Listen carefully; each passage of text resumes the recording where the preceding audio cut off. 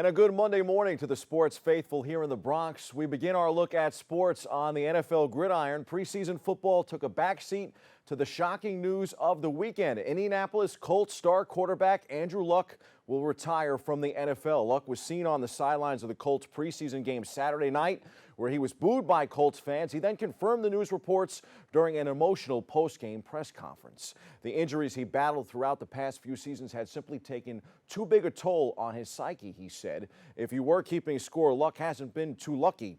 Torn cartilage in 2 ribs, a partially torn abdomen, a lacerated kidney that left him peeing blood, at least 1 concussion, a torn labrum in his throwing shoulder, and this mysterious calf ankle issue that led to his retirement. And you wonder why your mom doesn't want you to play football. As crazy as it sounds, New England Patriots quarterback Tom Brady has outlasted Peyton Manning and his Colts successor Andrew Luck. Brady said when asked about Luck's decision, it's his life. The 29-year-old is potentially walking away from $500 million, according to reports. Colts owner Jim Irsay claimed Luck is giving up almost $500 million, according to NFL Network's Mike Garafolo.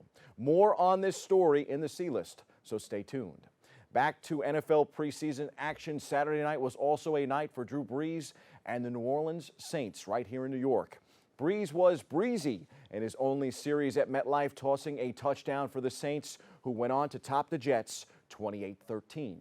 Brees threw a 19-yard touchdown pass to Michael Thomas to cap his only drive in his preseason debut. The Jets, for all the hype, haven't really looked all that good of late in the preseason. Gangrene signal caller Sam Darnold said he just wants to get rolling in games that actually matter. Here's Darnold in the postgame.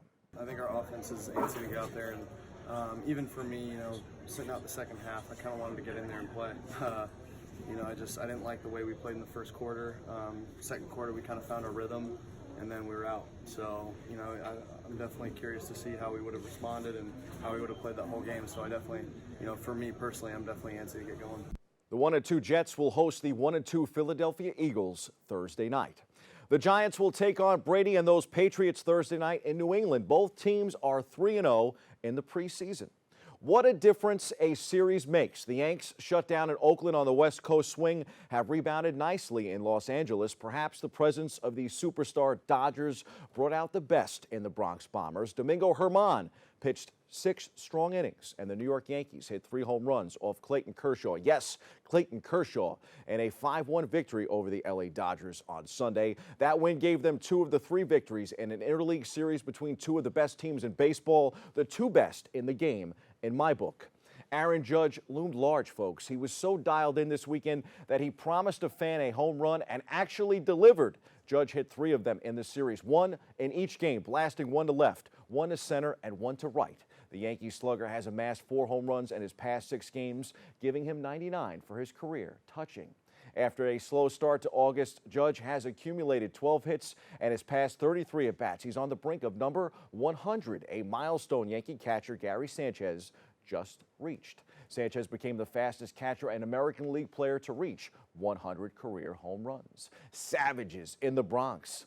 Pinstripers open a series in Seattle today.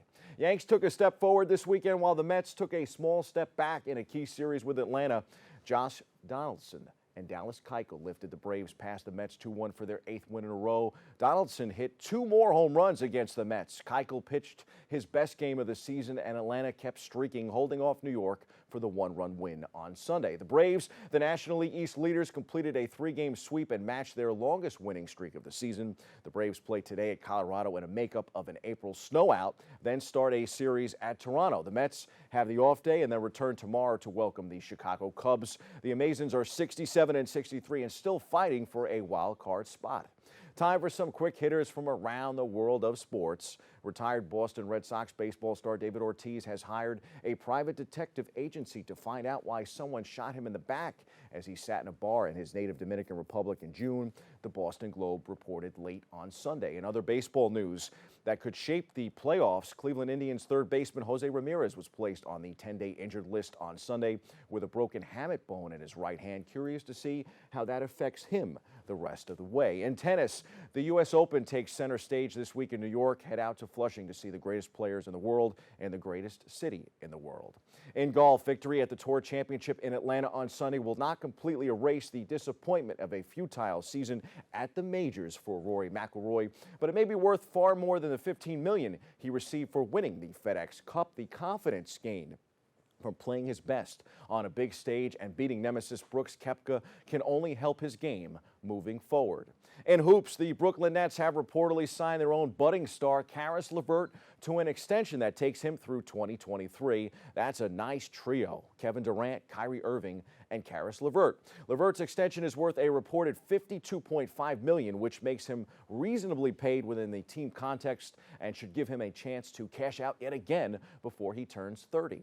In motor racing, redemption is sweet for Takuma Sato. He won IndyCar in Illinois this weekend. For the past week, Sato has been a human punching bag after his involvement in a first-lap crash last Sunday at Pocono. Saturday night, he got that redemption. The 2017 Indy 500 winner led 97 laps of the 248-lap contest and claimed the fifth IndyCar Series victory of his career. So sweet for Sato.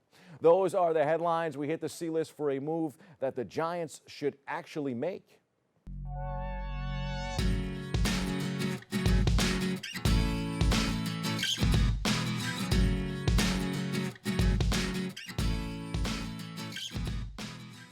The Indianapolis Colts are suddenly without a franchise quarterback. Anyone who watches this show knows how much I just love Eli Manning. But after watching this preseason, as good as he has been, here's an opportunity for Dave Gettleman to make a move that could actually benefit both Eli and Big Blue.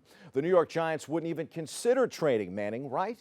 I'm not so sure now. Daniel Jones has looked ready this preseason, so I think the Giants GM should take a call and make a call and trade Manning to the Colts for a second-round pick.